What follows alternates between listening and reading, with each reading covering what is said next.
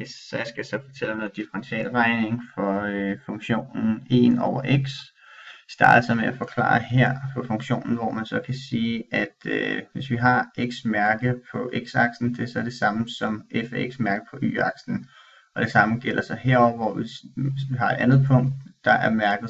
er punktet x-mærke plus h, så er det samme som f af x-mærke plus h herover på grund af afstanden mellem x.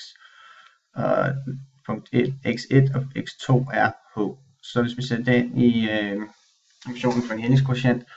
ligning for helingskvotient, så er det samme som, så det her er det samme som at sige, putte de her værdier ind på x og y's plads her, så det kommer til at hedde f x mærke plus h minus f af x mærke divideret med h, positiv h, er så det samme som helingskvotienten. Dagens funktion er så 1 over x, så hvis man starter med tretrinsreglen, så bruger vi først her, hvor vi opskriver sekanthældningen. Det gør vi jo så ved, at vi sætter de her værdier, vi har den her værdi her til helingskvotienten, og så sætter vi så dem ind i funktionen her, 1 over x, så det kommer til at hedde 1 over x-værdien x2, som vi har her, som er x mærke plus h, over y, som er y2, som er f af x mærke plus h, og så har vi så y1, som er f af x mærke, og så har vi så x-værdien hernede, som der så stadig går h. Og hvis jeg skal reducere, så gør vi så det, at vi lægger de her sammen. Det gør vi, vi subtraherer dem, og det gør vi ved, at vi finder først fællesnævner. Når vi finder fællesnævner, så skal man også gange tæller med nævner på begge sider, så man kommer til at sige, den her tæller skal ganges med den her nævner, og omvendt skal den her tæller ganges med den her nævner. Og det bliver så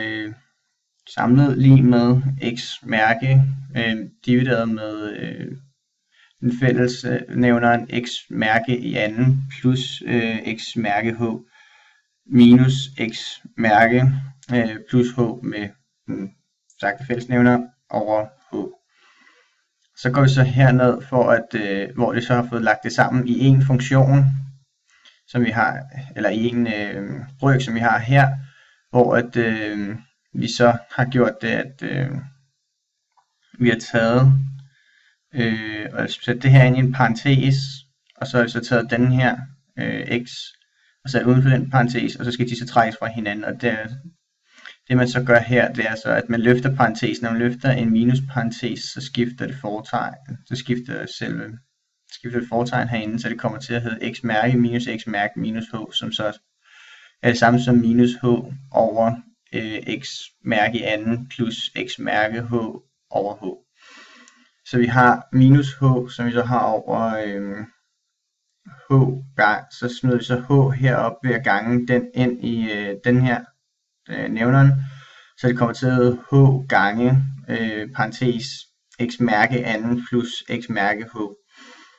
Og minus h er faktisk det samme som at skrive minus 1 gange h, og hvis det var almindelig h, så kunne det bare hedde 1 gange h, det havde så været det samme. Og så kan de her h'erne så gå ud med hinanden, og så når de har gjort det, så fjerner man så også, løfter man også bare parentesen, og så sker der ikke noget der,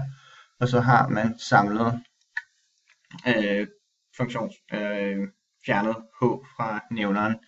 Så grænseværdien kan man så vurdere til en limit, så nærmere den kommer på h kommer på 0, jo mindre bliver den. Så derfor, så jo nærmere den kommer på h, jo mere fjerner man det her, så det ender med at blive minus 1 over x mærke i anden.